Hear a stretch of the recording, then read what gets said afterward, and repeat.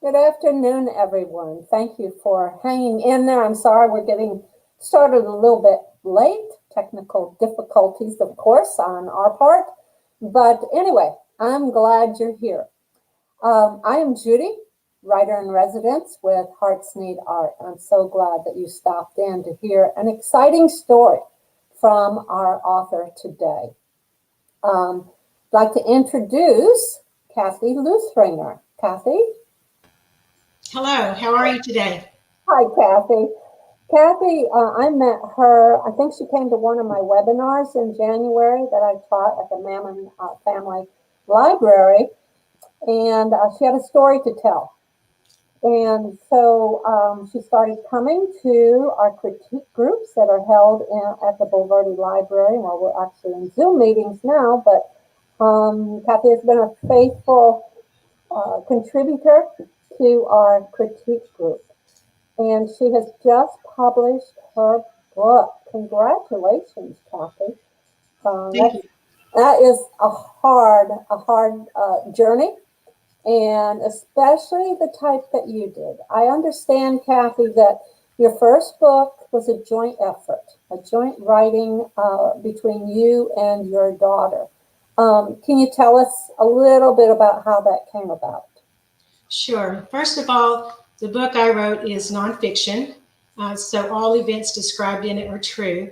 My daughter Andrea became very ill, and she stayed 46 days in ICU and 11 days in progressive care at St. Luke's Hospital in Houston, Texas. During this time, she lost her eyesight. She went through a series of miracles just to survive, obviously because she was in ICU for so long. And then it took a year and a half of 8 eye surgeries to regain her eyesight. Um, Once she regained that eyesight, she began writing a book about all the miracles that she had that had happened to her. And when cancer returned the second time, she felt like that she would not recover. She asked me to finish her book. So it has been 10 years of writing the book about miracles that she went through, and I finally finished it. yeah. I'm sure that was an emotional journey for you to finish that out, and what a great, it was a promise fulfilled. Many years in the coming, but you completed it. How old was Andrea when she was first diagnosed, Kathy? She was a young adult. Andrea was 24 years old, and she was diagnosed with acute myeloid leukemia. It's a blood disease that appears to her for no apparent reason. It just started happening. Um, the acute myeloid leukemia is more aggressive, and that is the one that she had, because some of them are chronic and some are acute. Hers was acute, so it came on fast and it came on furious. Yeah, my brother had that too. So, Kathy, what was your biggest challenge? Maybe yours and your husband's. What was your challenge through that whole time? Well, our biggest challenge was that we just felt like we couldn't do enough.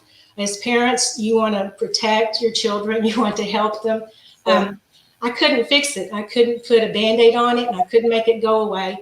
And so it was then that I realized that I was experiencing anxiety, and I had to give that anxiety over to God and just rely on His promises as in the Bible.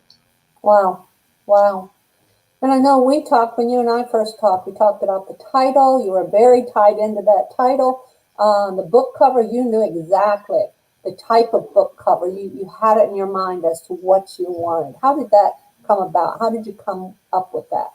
So, on the title of the book, after Andrea's death, I read through what she had written, and I visualized each one of those treatments and surgeries that she went through.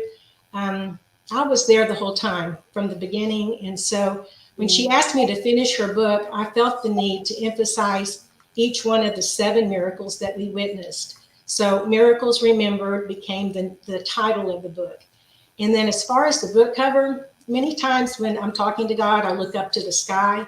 Oftentimes it is nighttime. And I live here on Canyon Lake, right off the shore, and where there's small hills and terraces. And as I look out onto the lake and it's nighttime, I usually see a lot of stars, and that brings me a lot of peace. And so the book cover that I always had in my mind was of the galaxy.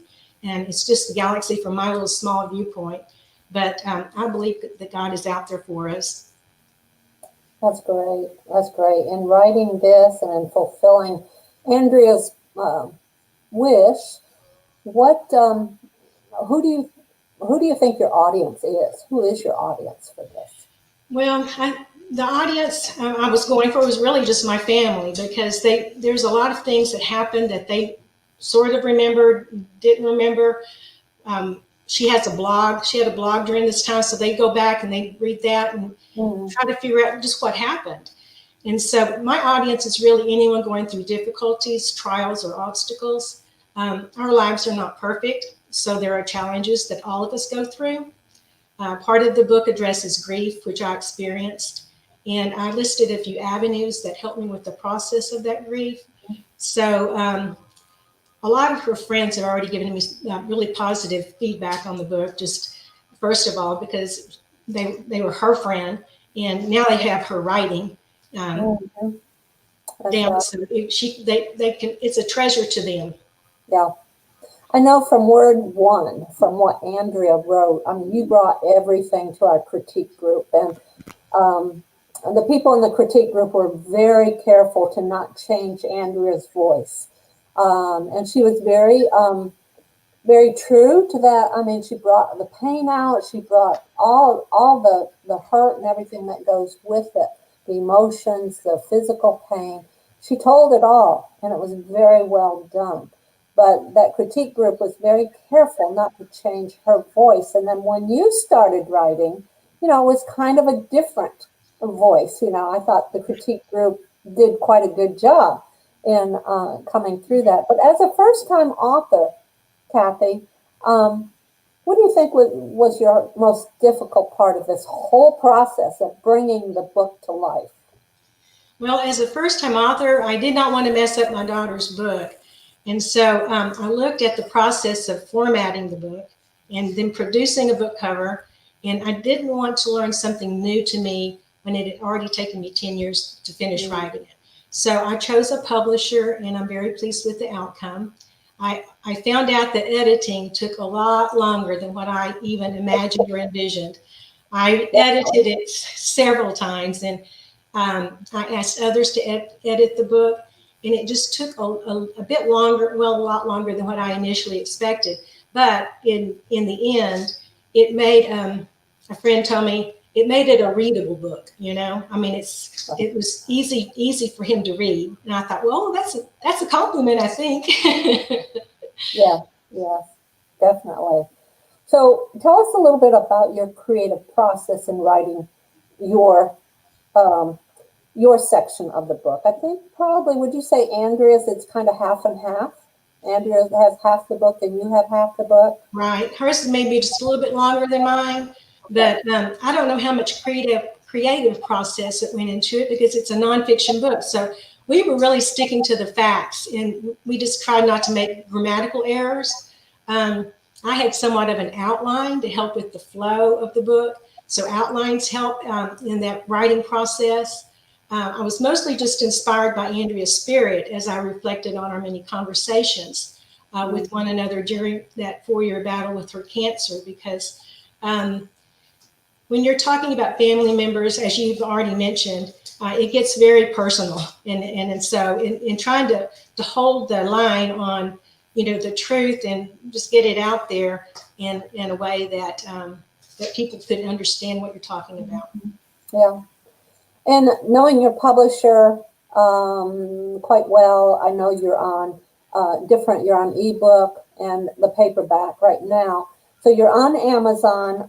What else are you? And I know you're going to be at the personal or the face-to-face book signing at the Bulverde Mammon Library on what is that? December 5th? That Friday. 4th? December 4th. Okay, 4th.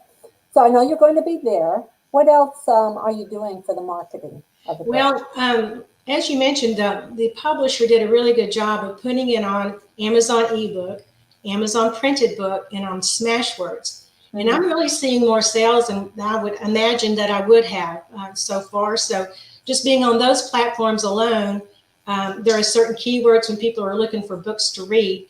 And a lot of people do like the ebooks because they have their phone with them. They're driving in a car, on an airplane or whatever. They can read ebooks easier sometimes than a printed book. But I'm one of the printed book people, so I like that platform.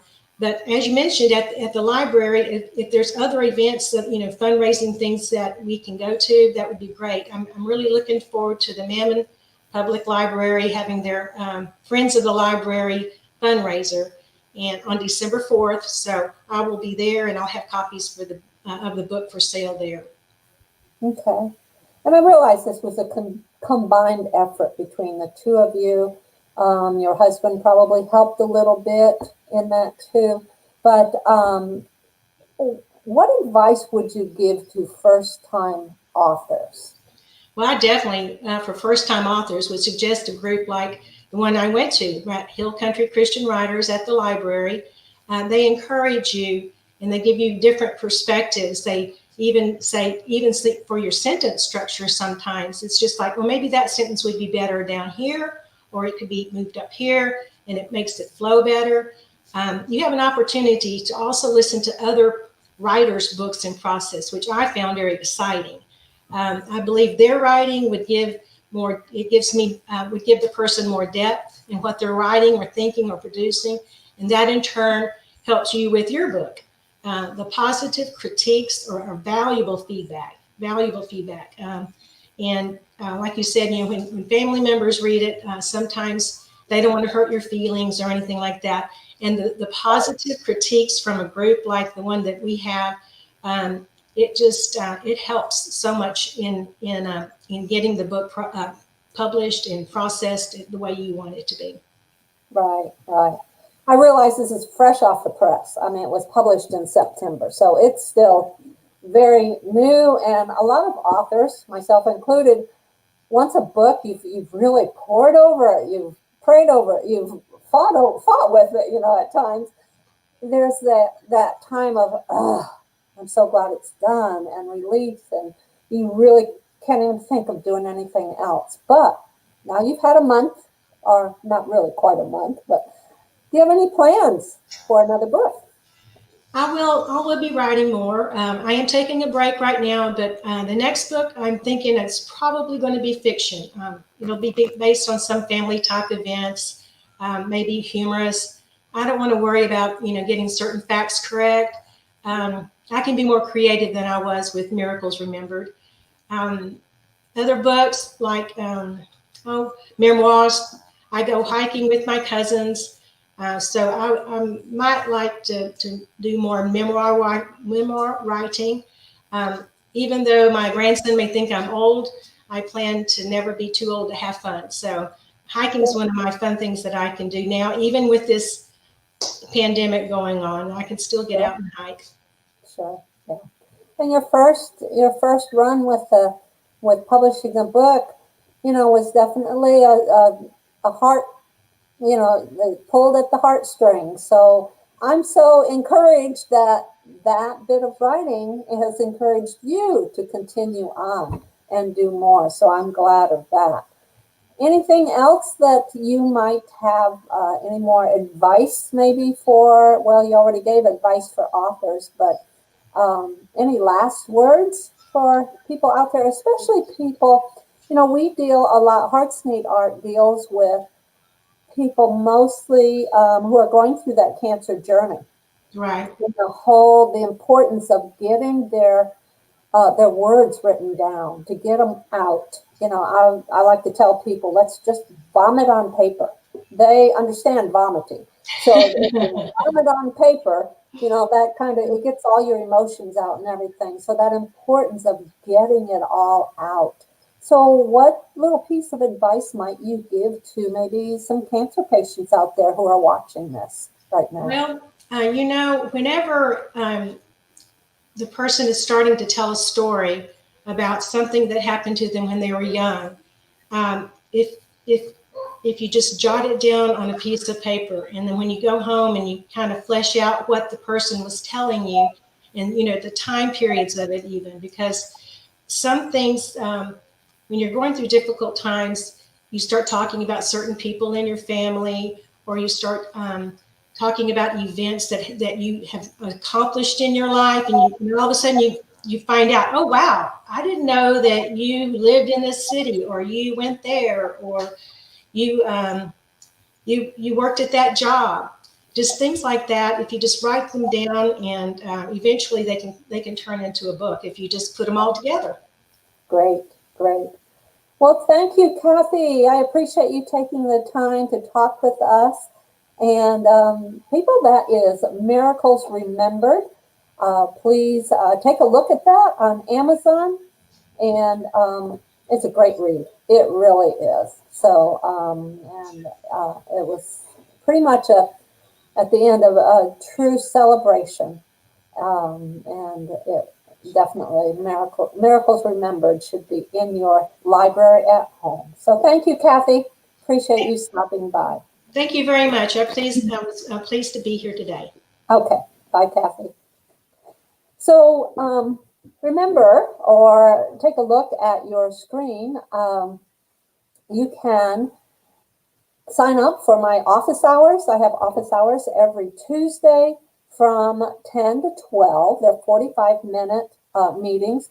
I have helped people to start things such as poetry, or start their memoir, or I've talked with people about doing videos or podcasts. So sign up, go to heartsneedart.org/virtual arts and sign up for a writing class. We also have music therapy and the visual arts. So any of those classes you can sign up right there. So, and consider making a donation to Hearts Need Art. This program has really opened my eyes to people who need joy and inspiration as they journey through some horrific times. So thanks for joining us, and hope to see you again real soon.